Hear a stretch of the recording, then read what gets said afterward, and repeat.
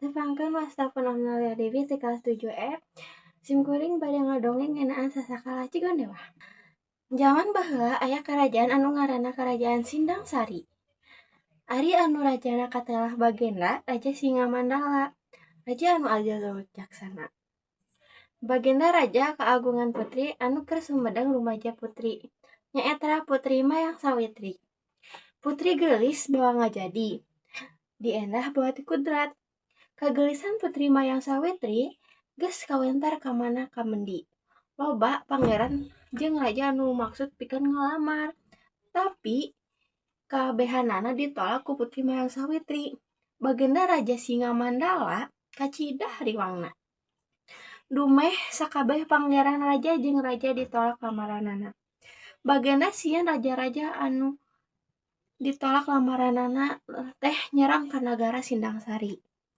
Hiji waktu Raja Jayadilaga tina nagara Amargasih datang jeung rombonganana, maksudnya taya lian rek miharep ka Nyi Putri Mayang Sawitri.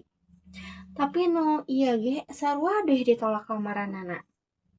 Atuh Bagenda Raja Singamandala teh beuki geumpeur kacidah sok nyieun Raja Jayadilaga handu tuluy nyerang karajaan manehna.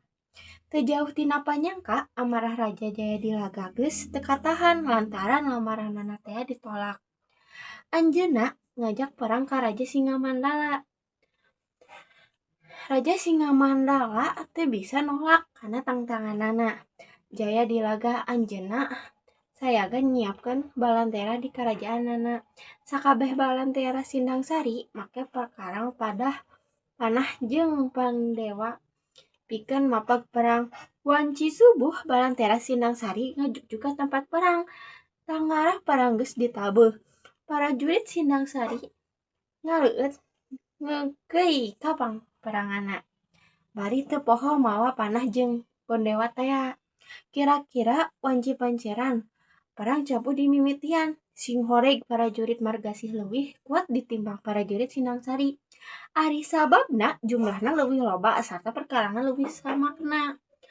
Prajurit Sindang Sari kadeudeuh sarta loba anu palastra gugur dina medan jurit teu kuat nyayaan musuhna. Malahan Raja Singamandala ke perlaya sapada harita ningali ramana perlaya. Putri Mayang Sari nyebut keris, rek terus labuh. Assalamualaikum warahmatullahi wabarakatuh. I just had to let you know you're